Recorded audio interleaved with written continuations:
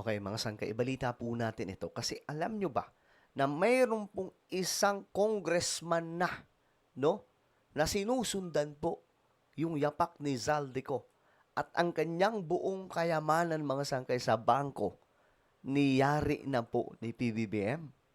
Ano nangyari, mga sangkay? Alam ba natin ito? Pag-usapan po natin.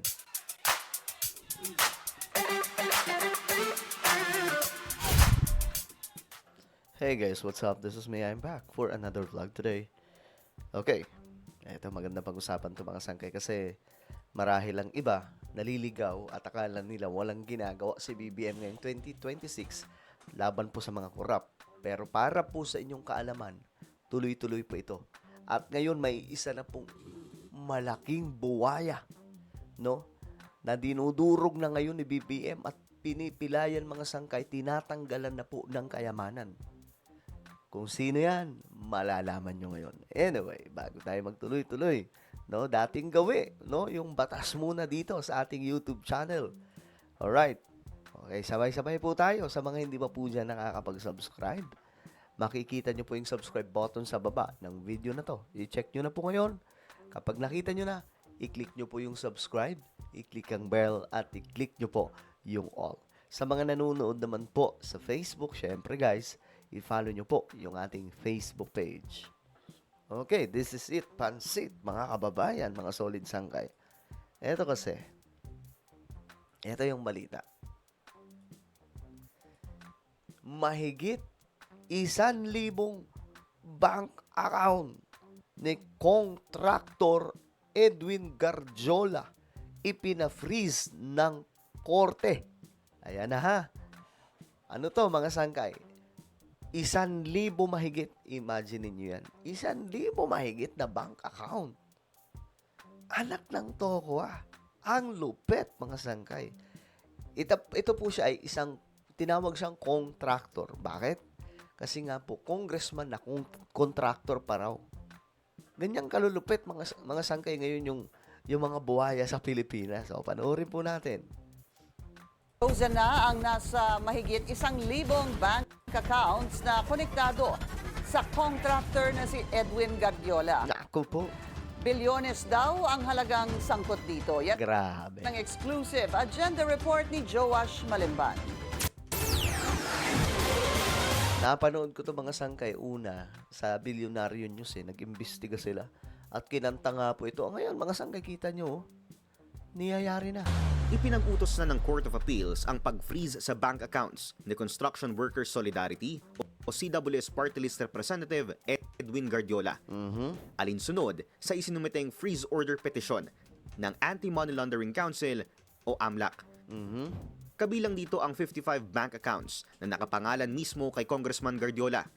Yan, 756 accounts na nakapangalan sa kumpanyang Newington Builders. 325 accounts na nakapangalan sa S.A.N. Construction and General Trading. Grabe, no? Yan po yung mga account na yan, mga sangkay, oh. Grabe, sobrang dami, men. Oh my gulay. Lahat ng yan connected kay Representative Edwin Garjola. Lupit, do? Kaya nga magtaka ka sa mga politiko ngayon, eh. Sumasahod sila ng 300,000. Pero yung yaman nila, ang lala. Yung pala, mga sangkay, meron pa po silang mga sideline. Kaya nga po, halos wala na pong totoong public servant ngayon. Sa totoo lang, mga sangkay. Kasi hindi na po pagiging public servant ang ginagawa, mga pansarili na lang, eh. At 57 accounts na nakapangalan sa Laurel Development Corporation. Karamihan ng bank accounts na ito registered sa Asia United Bank, Banco de Oro, Philippine Business Bank at Development Bank of the Philippines. Ang lahat ng kumpanyang nabanggit pagmamayari ng pamilyang Guardiola. Ayon sa investigasyon ng AMLAC, malinaw ang discrepancies sa pagitan ng published financial statements ni Guardiola at ng total inflows and outflows ng pera sa kanyang bank accounts. Hindi rin daw ma-justify ng kanyang legitimate source of income bilang isang kongresista ang laki ng mga ipinapasok na pera Grabe. sa mga account na ito sa pamamagitan ng deposits at mga tseke. Grabe. Alam nyo yung kasunod nito. kulungan na, mga sangkay. Kaya ngayon pa lang, kailangan po nilang, maliban sa pag-freeze ng account, cancelahin na po yung passport. Kasi kung hindi nila magagawa yan, makakatakas po yan, mga kababayan. Diba ganun po ang mangyayari dyan?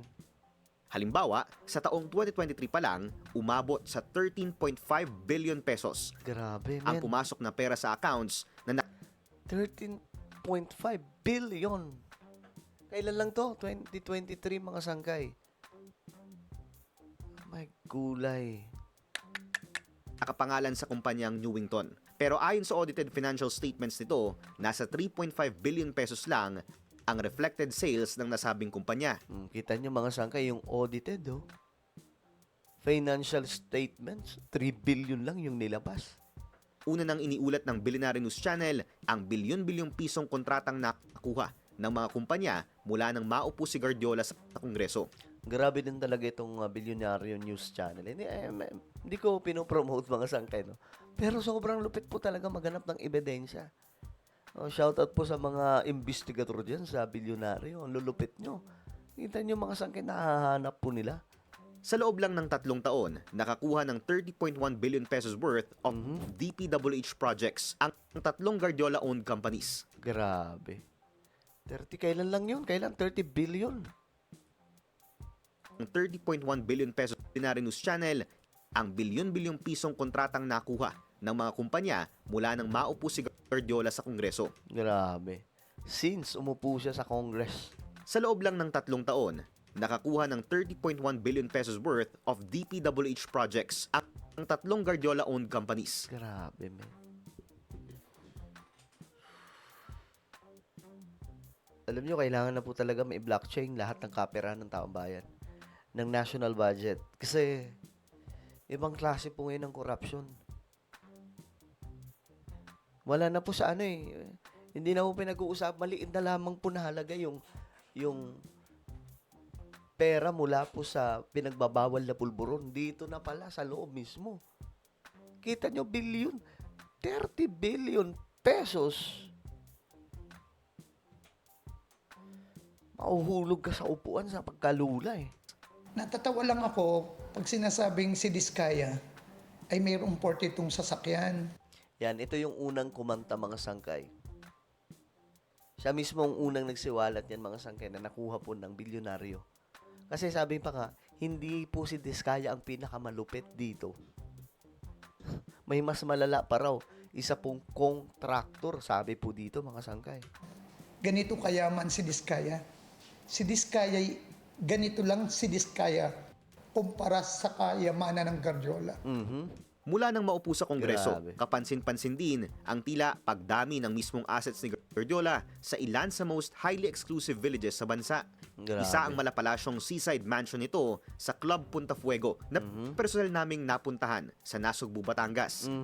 Isa ang ani former Mayor Ilagan ay malamol na property nito sa Malarayat Golf and Country Club. Grabe. At isang property sa Forbes Park na una nang ibinalita ng Billionaire News Channel na pinagtitirikan din ng property ni former House Speaker Martin Romualdez. Bukod pa yan sa malapalasyo na ring property sa hometown niyang Mataas na Kahoy, Batangas. Sa pagpasok mo, may receiving area sila. Tapos susunduin ka ng golf cart, dadaan ka sa tunnel.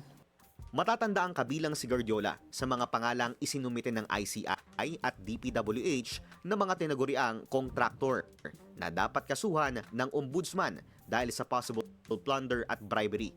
At ayon sa ICI, dapat ding magkaroon ng mas malalim na investigasyon ng ombudsman kaugnay ng possible violations ng mga natukoy na contractor sa Anti-Graft and Corrupt Practices Act, Code of Conduct and Ethical Standards for Public Officials and Employees, New Government Procurement Act, at iba pang mga batas. Alam niyo, marami pa yan sila sa loob ng kongreso mga sangkay. Hindi lamang po siya. Pero sa ngayon, siya daw po ang pinakamalala talaga. So, ang kasunod na ito, alam niyo na. Rehas. Grabe. Ang lala na ito mga sangkay, no? Grabe yung pera ng taong bayan. Nakakaiyak na lang. Kasi imbis na mapunta sa mga project, saan napupunta mga sangkay? Grabe. Well, ano po ang inyong opinion? Comment down below. Meron po tayong YouTube channel. Ito po ay Sangkay Revelation. Hanapin nyo po ito ngayon sa YouTube. Kapag nakita nyo na, i-click nyo po yung subscribe, i-click ang bell, at i-click nyo po yung all. Ako na po ay magpapaalam. Mag-iingat pong lahat. God bless everyone.